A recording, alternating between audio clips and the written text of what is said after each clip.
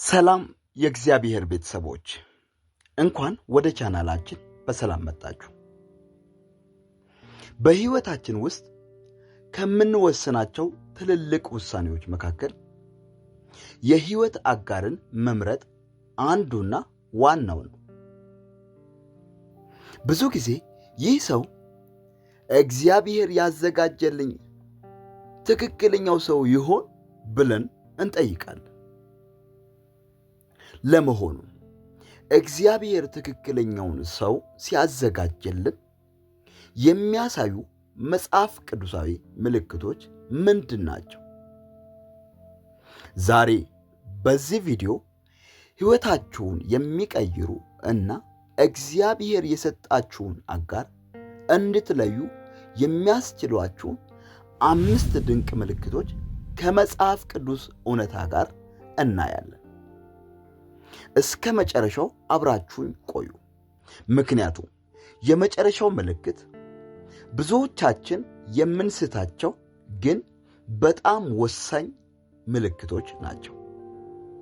ስለዚህ ከእናንተ የሚጠበቀው ይህንን ቪዲዮ ላይክ በማድረግ እስከ መጨረሻው መከታተልና ለዚህ ቻናል ደግሞ አዲስ ከሆናችሁ ሳብስክራይብ በማድረግ እንደዚሁም ደግሞ ይህንን ቪዲዮ ለወዳጅ ዘመዶቻችሁ ወይም ለጓደኞቻችሁ ሼር በማድረግ መከታተል ብቻ ነው የሚጠበቅባችሁ።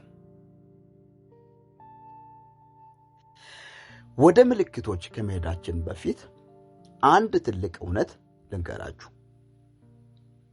እግዚአብሔር ትክክለኛውን ሰው ወደ ህይወታችን ከመቅጠሙ በፊት እኛን ትክክለኛ ሰው አድርጎ ያዘጋጀናል። አዳም ከመፈጠሩ በፊት ኤደን ገነት ተዘጋጅታ ነበር። ሔዋንም ከመምጣቷ በፊት አዳም በስራና በኃላፊነት ላይ ነበር። ስለዚህ እግዚአብሔር አጋር ሲያዘጋጅልህ መጀመሪያ አንተን በውስጥ ማንነትህ ያበለጽጋል።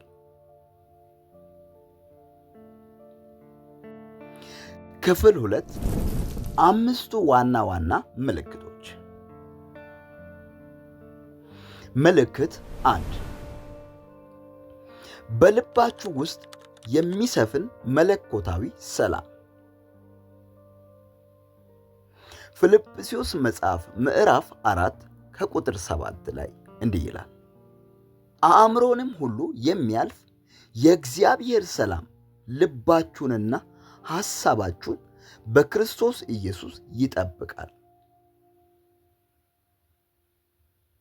ሰውየው ጥሩ ሆኖ ሳለ በውስጥ ግን ያልታወቀ እረፍት ማጣት ካለ ቆም ብለህ ጸልይ። እግዚአብሔር ሲመራ ሰላሙን በልብህ ያሰፍናል። ምልክት 2 የተቃና እና የእግዚአብሔርን ፈቃድ የጠበቀ አካሄድ። ዘፍጥረት 24 ላይ እንዲህ ይላል፣ የአብርሃም አገልጋይ በጸለየ ጊዜ ርብቃ ወዲያውኑ በውሃ ጉድጓድ አጠገብ ተገኘች። ነገሮች ሁሉ ያለ አስፈላጊ ውጥረት ተከናወኑ። እግዚአብሔር የቆለፈውን በር በኃይል ለመስበር አትሞክር። እርሱ ያዘጋጀው ሰው ከሆነ መንገዶች በጸሎት ይቃናሉ። ስለዚህ እግዚአብሔርን መጠበቅ እጅግ አስፈላጊ ነው። ምልክት 3 ተመሳሳይ መንፈሳዊ እሴትና ራዕይ መኖር። ሁለተኛ ቆሮንቶስ ምዕራፍ 6 ከቁጥር 14 ላይ እንዲህ ይላል፣ ከማያምኑ ጋር በማይመች አካሄድ አትጠመዱ፣ ጽድቅ ከአመፃ ጋር ምን ተካፋይነት አለውና ይላል። ትክክለኛው ሰው ወደ እግዚአብሔር የሚያቀርብህ እንጂ ከእግዚአብሔር የሚያርቅህ አይደለም። አብራችሁ የምትጸልዩና እግዚአብሔርን የምታከብሩ ከሆነ ይህ ትልቅ ምልክት ነው። ምልክት 4 እውነተኛና ከራስ ወዳድነት የነጻ ፍቅርና ክብር። አንደኛ ቆሮንቶስ ምዕራፍ 13 ከቁጥር 4 እስከ 5 እንዲህ ይላል፣ ፍቅር ይታገሳል፣ ቸርነትን ያደርጋል፣ ፍቅር አይቀናም፣ ፍቅርም አይመካም ይላል። ያ ሰው በችግር ጊዜ አብሮ ይቆማል፣ ክብርና እንክብካቤ ይሰጣል። ክርስቶስ ቤተ ክርስቲያንን እንደወደደ የሚወድህና የሚያከብርህ ሰው እግዚአብሔር ያዘጋጀልህ ሰው ነው።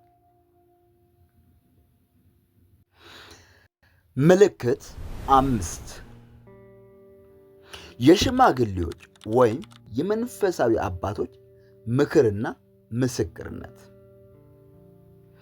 ምሳሌ መጽሐፍ ምዕራፍ 11 ከቁጥር 14 ላይ እንዲህ ይላል፣ መካሪዎች በበዙበት ዘንድ ግን ደህንነት ይሆናል ይላል። በዙሪያ ያሉ አንተን የሚወዱና እግዚአብሔርን የሚፈሩ ሰዎች በዚያ ግንኙነት ላይ ያላቸው አዎንታዊ አመለካከት የእግዚአብሔር ማረጋገጫ ሊሆን ይችላል። ስለዚህ ምስክርነትን ማዳመጥ ያስፈልጋል። ክፍል 3 ውድ ወንድሜ፣ እግዚአብሔር ያዘጋጀልህን ሰው ስትጠብቁ ሰይጣንም የራሱን ኮፒ ወይም አስመሳይ ልልክ እንደሚችል አትርሳ። በውጫዊ መልክ፣ በገንዘብ ወይም በንግግር ማማር ብቻ አትታለሉ። ምልክቶቹን የምንመዝነው በቃሉ ሚዛን እንጂ በስሜት ብቻ መሆን የለበትም።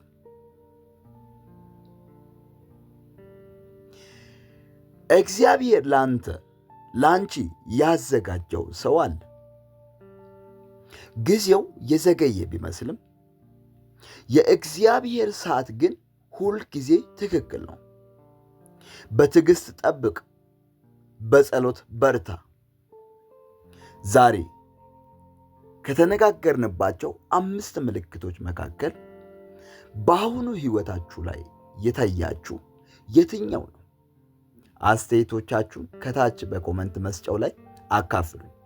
ይህ ቪዲዮ ለሌሎችም በረከት እንዲሆን ላይክና ሼር ማድረጋችሁን አትርሱ። ለቻናሉ አዲስ ከሆናችሁ ደግሞ ሰብስክራይብ በማድረግ ቤተሰብ ሁኑ። እግዚአብሔር ትክክለኛውን ሕይወታችሁን የሚባርከውን የትዳር አጋር ይስጣችሁ።